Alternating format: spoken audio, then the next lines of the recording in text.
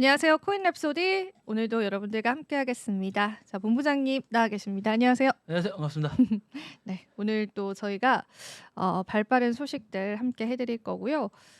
오늘 이제 제가 지표 몇 개를 보여드릴 건데요. 오늘 이제 알트코인 시즌 지수가 1포인트 올라갔습니다. 그래서 조금 알트코인 쪽으로의 이제 수급이 조금 보여지려고 하는, 그러니까 아주 살짝의 조짐들이 있었다라고 보시면 되고요. 그리고 또 저희 이제 탑 100 코인들 90일 동안 보면은 이렇게 어떤 코인들이 강세를 나타냈는지 제가 어제 설명드렸었던 트럼프 밈 코인도 상위에 포함이 되어 있고요. 레오 코인도 있고 XRP도 있네요. 우리 오늘 또 시청자분께서 코하 이렇게 해주셨는데 이게 또 우리 크립토 투자자분이신가 봐요. 그래서 반갑습니다. 네, 그래서 아무튼 알트코인 시즌 지수는 18을 나타내고 있다고 보시면 되고, 사실 이제 뭐 뚜렷한 악재는 없었고 뉴욕 증시도 좀 좋았었는데 시장에서 크게 반영이 되지는 않았어요. 그래서 그런 게 조금 아쉬운 부분들이 확실히 있었던 시장이었다고 말씀드리고 싶고요. 도지코인이 이제 그래도 좀 밈코인들이 전반적으로 상승해 주면서 이제 솔라나 도지코인 그리고 최근에 BNB 코인이 조금 괜찮거든요. 그래서 몇 가지 호재 뉴스들이 좀 있어서 그 부분들도 이제 시장에 반영이 됐다. 그렇게 보시면 되겠습니다. 그리고 체인링크 11위를 차지를 하고 있고 라이트코인은 조정을 받았고요. 그리고 지금 만트라 코인이 21위를 차지를 하고 있는 시점이고요. 비트코인 캐시는 이제 22위, 그리고 여기 보시면 오피셜 트럼프는 지금 현재는 41위. 그러니까 그때 10% 급등했던 부분들에서 일부는 다시 조정이 왔다. 그렇게 여러분들이 보시면 될 것 같습니다. 자, 그리고 저랑 같이 오늘 또 뉴스들을 살펴볼게요. 어제도 살짝 언급을 해드렸는데 그 앞서서 이제 제가 이 내용을 먼저 알려드릴 거예요. 이제 XRP ETF 승인 기대감이 폴리마켓에서 87%까지 올라섰습니다. 폴리마켓은 뭐 내부 조작 그런 이야기로 또 어느 정도 감사를 받기도 했었는데, 그래도 이제 다양한 언론사들과 비교를 해봤을 때 이번 미 대선에서 트럼프의 대통령 당선을 굉장히 이제 유일하게 맞췄던 이제 서베이 그런 기관들 중에 그런 이제 사이트이긴 한데, 그래서 이제 폴리마켓을 믿으시는 분들은 믿으시고 이제 믿지 않으시는 분들은 이제 사기다 조작이다 이렇게 보시는 시선도 있는데, 이 폴리마켓 사이트 막상 들어가 보면 이 시장에 나와 있는 다양한 주요한 그 이슈들에 관한 투표가 좀 진행이 되고 있어요. 그래서 이제 그 부분들 중에서 일단 XRP가 ETF가 승인이 이제 될 것이냐 안 될 것이냐 이런 부분이 86%로 치솟았는데요. 언제 이제 기다리느냐 그렇게 우리가 보자면 2025년까지 XRP의 ETF 승인 가능성을 87%로 전망을 했습니다. 그러니까 올해 안에 ETF가 이제 승인될 가능성을 언급했다고 보시면 되고요. 그리고 이제 이런 낙관론이 이제 제가 어제 알려드린 것처럼 SEC가 리플랩스에 대한 소송을 기각하기로 결정한 사실이 밝혀지면서 급증을 했고요. 이런 결정은 이제 시장의 기대치를 굉장히 높였다고 보시면 되겠습니다. 2025년 카르다노 에이다의 ETF 승인 가능성을 추적하는 폴리마켓의 베팅은 3월 23일 기준으로 61%의 가능성을 보여주고 있고요. 그리고 이제 이 XRP 대비해서는 그 가능성이 조금 낮기는 한데 그래도 50% 이상의 가능성을 바라보고 있다고 보시면 되겠습니다. 라이트코인 쪽에 관해서도 사실은 어느 정도의 지표냐면 이제 그 베팅이 68% 그렇게 이제 나타나고 있는데, 지금 저희 시청자분께서 이 폴리마켓은 지표 그대로 이제 돈으로 베팅을 하기 때문에 정확한 지표가 될 수 있다. 이렇게 또 언급을 해주셨는데, 이렇게 이제 폴리마켓의 베팅을 어떻게 보느냐에 따라서 신뢰하시는 분들도 있고 또 이제 반면에 신뢰하지 않는 분들도 있고 그런 것 같은데, 그래도 이제 크립토 투자자분들은 이제 폴리마켓을 많이 참고를 하죠. 그래서 실제로 이런 데이터들을 기사화 시키기도 하고 언론에서, 그래서 알려드리면 좋을 것 같고, 그리고 이제 라이트코인도 이제 말씀을 드렸고, 솔라나 같은 경우에는 진짜로 말씀해 주신 것처럼 104,793달러 규모의 베팅입니다. 요거는 87%의 승인 가능성을 보유를 하고 있어요. 왜냐면은 이제 바네크, 그레이스케일, 21쉐어스, 비트와이즈, 프랭클린 템플턴, 카나리 등의 금융 기업들이 솔라나 ETF를 출시하기 위해서 많은 신청을 했기 때문에 요런 가능성들이 좀 대두가 된 것 같고요. 그리고 이제 이 시장 예측 사이트에서는 뭐 다른 코인들, 무브 코인, 또 FT 코인, 요런 앱토스 코인, 수익 ETF에 대한 활성 베팅은 없는 상황이거든요. 그래서 제가 이제 거론해 드렸었던 그런 알트코인 쪽으로의 베팅만 지금 현재는 열려 있다. 그렇게 보시면 되고, 그러면은 이제 XRP ETF를 얼마나 많은 이제 기관 쪽에서 신청을 했느냐를 나타내는 그런 지표예요. 10개의 그런 기관이죠. 비트와이즈, 그리고 캐나리 캐피탈, 21쉐어즈, 이게 뭐죠? 위즈덤 트리, 우리가 다 아는 데예요. 그리고 또 그레이스케일 당연히 신청이 되어 있고, 그리고 코인쉐어즈, 그리고 프랭클린 템플턴, 그리고 해시덱스. 그러니까 다 이제 이미 이제 ETF 쪽에 관해서 비트코인, 이더리움 ETF를 신청했었던 그런 운용사들이죠.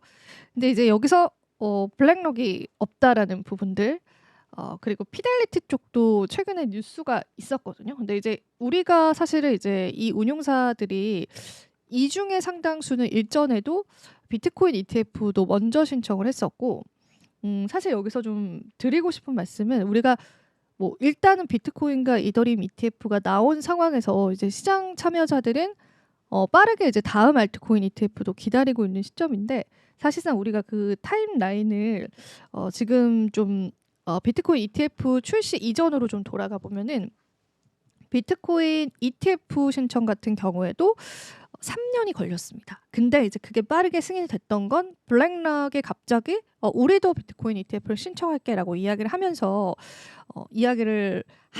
그게 좀 빠르게 신청이 됐다. 신청의 가속화를 겪었다. 그때 SEC의 태도 자체가 완전히 달랐거든요. 그 전에는 이제 다른 자산 운용사한테는 이제 무조건 그 신청서를 반려를 하거나 그거에 관한 데드라인을 계속 미루었었어요. 근데 이제 블랙락이 딱 신청을 하니까 회의를 해보자. 약간 이런 식으로 딱 나왔던 거죠. 그래서 이제 시장의 조짐은 블랙락이 뛰어들었기 때문에 이건 되겠다. 이런 인식이 있었고, 지금 또 저희 시청자분께서 말씀해 주셨는데, 리플 XRP ETF는 현재 18곳이 신청을 했다고 합니다. 아마 요 이제 사이트에서 보여진 자료는 주요한 운용사들을 좀 추린 것 같아요. 그래서 신청 자체는 18곳이 했다고 하니까 요 부분들도 여러분들이 살펴보시면 좋겠고, 그래서 사실은 이제 블랙락과 피델리티가 알트코인 ETF 신청을 어느 쪽을 해주느냐, 이런 것들도 이제 시장의 관심사가 됐는데, 갑자기 기억이 안 나는데 지금 피델리티가 어디 신청을 했었는데, 혹시 아시는 분 있으신가요? 제가 갑자기 기억이 안 나네요. 그래서 피델리티가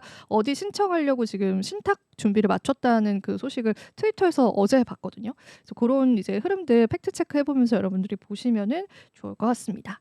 자, 그리고 또 이어지는 내용을 알려드릴게요. 지금 요거는 이제 고래 투자자, 그러니까 우리 시장에 올 수 있는 매도 압력에 관해서 좀 이야기를 할까 해요. 그래서 그 코인텔레그래프에 따르면은 아캄 인텔리전스가 그 간밤에 많은 내용들을 좀 제시를 했었는데, 마운트곡스가 지금 현재 11,501개의 비트코인을 이동시켰다라고 밝혔습니다.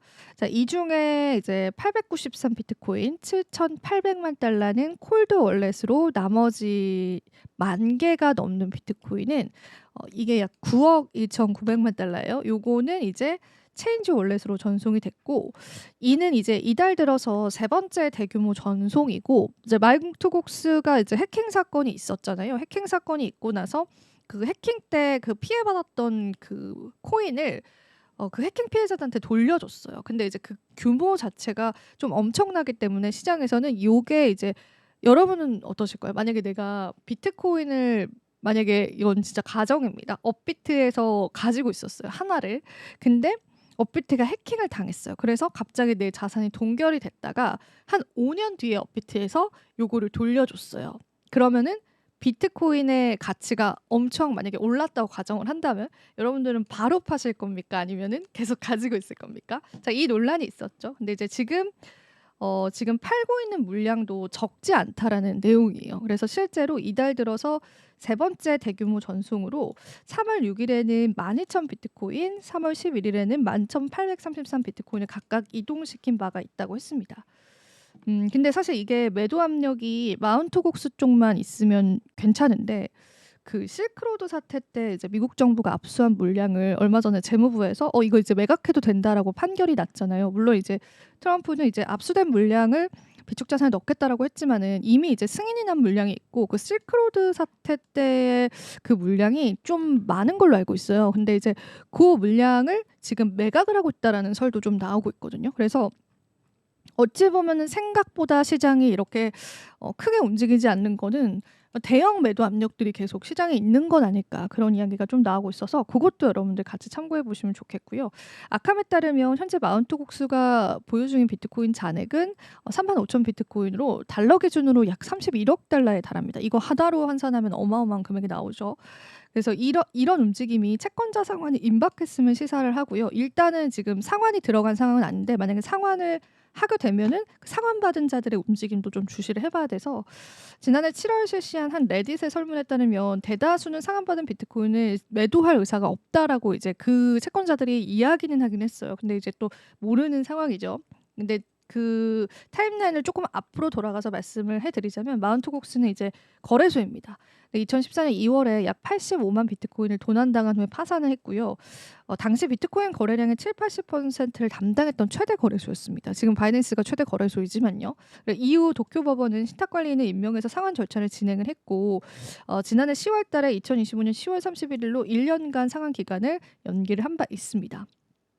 그리고 마운트 곡스 지갑은 계속 추적을 해보니까 10만 달러 돌파한 이후에 24,000 비트코인 이상을 미확인 지갑으로 이동시킨 기록이 있기 때문에 요 매도 압력들이 좀 시장에 나오지 않을까, 그런 게 또 시장의 리스크다고 보시면 됩니다. 그리고 요것도 이제 마지막으로 알려드릴 이야기인데요. 이 고래들의 지갑에 관해서도 좀 얘기를 나눠볼까 해요. 최근에 비트코인 가격이 반등을 좀 나타내고 있는데 이 대형 고래들의 지갑이 대규모의 매수에 좀 나서고 있다라는 그런 분석이 또 나오고 있어요. 그래서 아캄 인텔리전스의 또 정보입니다. 한 비트코인 고래가 24일 오전에 바이낸스에서 약 2,400 비트코인, 약 2억 달러 규모를 출금했다고 밝혔고요. 이 고래 같은 경우에는 지난 2월 달 비트코인이 10만 달러에서 8만 6천 달러 구간일 때 일부 매도를 했고 현재 총 15,000 비트코인 이상을 보유 중이다라고 합니다. 그리고 또 이와 동시에 무려 8년 동안 움직임이 없었던 또 다른 고래도 비트코인을 한 번에 이동시키면서 주목을 끌었습니다. 이 지갑을 추적을 해봤더니 2017년 초에 가지고 있던 건데 정말 오랜만에 그 지갑을 움직였습니다.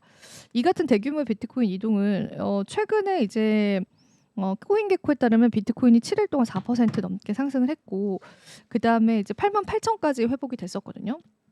근데 이제 이때 좀 일부 물량을 매도하려고 하는 건 아닐까? 그런 이야기가 좀 나오고, 우리가 왜 이제 사토시의 지갑이다라고 했던 그 이유들 중에 하나는 이제 사토시가 이제 2009년에 아마 비트코인 첫 거래가 됐을 거예요. 그러니까 그때 지갑이 깨어났다라고 하면 이제 사토시가 움직였다 이렇게 이야기를 하는데 사실 그게 사토시의 지갑이라는 추정이 있을 뿐이에요. 근데 지금은 이제 사토시 시대 때까지는 아닌데 2017년이면 굉장히 오래됐죠. 8년 동안 움직임이 없었던 지갑이 지금 어느 정도의 스탠스를 좀 취하고 있는 상황이래요. 그래서 이런 시장의 매도 압력도 이제 있습니다. 앞서서도 이제 마운트 곡스 쪽 얘기해드렸고 미국 정부 매각 이야기 해드렸고 그다음에 또 다른 고래들이 이제 이야기를 했는데, 근데 이제 반면에 매수하는 고래들도 있어요. 그래서 이게 우리가 한 면만 국한돼서 보는 게 아니라 시장이라는 건 이렇게 대규모 매도를 던졌을 때 그거를 또 받아내는 세력들도 있어서 여러 가지 관점에서 봐야 될 것 같고, 그리고 이제 이더리움 고래도 최근에 이더리움 추가 매수를 했다고 합니다. 그래서 그거는 이제 그래도 좀 우리가 긍정적으로 해석해 보면 좋지 않을까 해서 또 마지막 이야기로